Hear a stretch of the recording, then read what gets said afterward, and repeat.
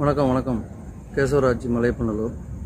நம்ம மாந்தோப்பில் வந்து இப்போ தக்கப்பூண்டு வளர்த்து இந்த கார்த்திகை மார்கழி பட்டத்தில் காவிரி ஆற்று தண்ணி இது. காவிரி ஆற்று தண்ணியில் இது தலைச்சத்துக்காக தக்கப்பூண்டு வளர்த்து தண்ணியில் மடிக்கிறோம்.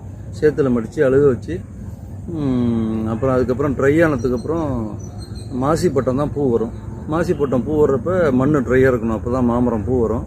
இது காவிரி ஆற்று பாசன தண்ணி. இது முன்னாடி ஏற்கனவே முன்னாடி வீடியோ போட்டதில் வந்து நம்ம ட்ரையாக புழுதியில் தக்கப்பூண்டு சனப்பெலாம் வச்சு பெரிய வண்டி டிராக்டர் ரொட்டவேட்டரில் புழுதியில் மடிச்சிருந்தோம், அது பார்த்துருப்பீங்க. இது வந்து சேத்துல மடிச்சுட்டு இப்போ திரும்பி இதில் தானாகவே முளைக்கும் தக்கப்பூண்டு விதை.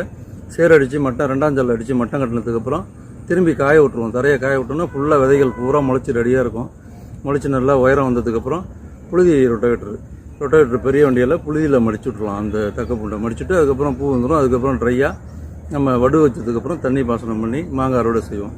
அதனால் இதுக்கு இடுபொருள் எதுவும் தேவையில்லை, இந்த சத்தே போதும். இந்த தலைச்சத்து, இந்த வேறு முடிச்சுகள் பார்த்தோம்னா நிறைய நைட்ரஜன் இருக்கும் பாருங்கள் இந்த செடியில், இந்த தக்கப்பூண்டு செடியில். இது தானாகவே முளைக்கிறது தான். இது விதை விழுந்து திரும்பி இந்த மண்ணில் முளைச்சிக்கிட்டே இருக்கும்.